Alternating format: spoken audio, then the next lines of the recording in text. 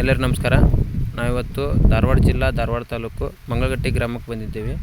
ವೆಸ್ಟೀಜಲ್ಲಿರುವಂಥ agriculture ಪ್ರಾಡಕ್ಟನ್ನು ಸೋಯಾಬಾನ್ ಬೆಳೆಗೆ ಬಳಸಿದ್ರು. ಯಾವ ರೀತಿ ಬೆಳೆ ಬಂದಿದೆ ಅಂತ ಅವ್ರ ಬಾಯಿಂದ ಕೇಳೋಣ ರೀ.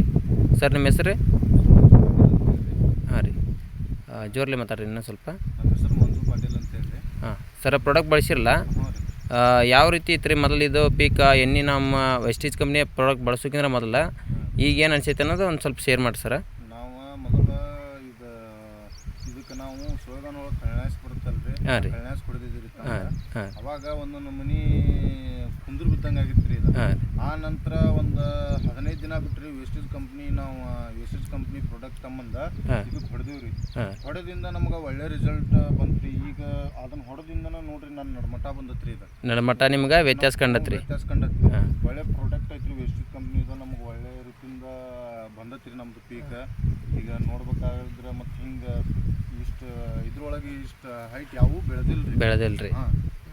ಕಳೆನಾಶಕ ಕೊಡ್ದಿದ್ರು ಈ ರೀತಿ ಹೈಟು ಮಾತ್ರ ನಿಮ್ಗೆ. ಹೊಡೆದಿಂದ ಯಾರು ರೋಗು ಬಂದಿಲ್ಲ, ಏನೂ ಬಂದಿಲ್ಲ ರೀ. ಮತ್ತು ಮೊದಲೆಲ್ಲ ರೋಗ ಬರ್ತಿದ್ವು ರೀ. ಈಗ ನಾವು ಹೋದ್ಸಲ ಅದು ಎಲ್ಲ ಮಾಡಿ ನೋಡಿವ್ರಿ. ನಾವು ರಾಸಾಯನಿಕ ಎಣ್ಣೆ ಎಲ್ಲ ಹೊಡೆದ ಅವಾಗೆಲ್ಲ ರೋಗ ಬರ್ತಿದ್ವು ರೀ, ಹೊಡೆದ್ರು. ಆದ್ರೆ ಈಗ ನಾವು ಅದು ಆ ಪ್ರಾಡಕ್ಟ್ ಒಂದೇ ಸಲ ಹೊಡೆದವ್ರಿ ನಾವು. ಯಾರು ರೋಗು ಇಲ್ಲ, ಏನೂ ಇಲ್ಲ ರೀ. ಸೋಯಾಬಾನ್ ನೋಡ್ರಿ, ಬೇಕಾದ್ರೆ ನೋಡ್ರಿ ಈ ರೀತಿ ಹೈಟ್ ಬಂತನ್ರಿ ನಿಮ್ಗೆ.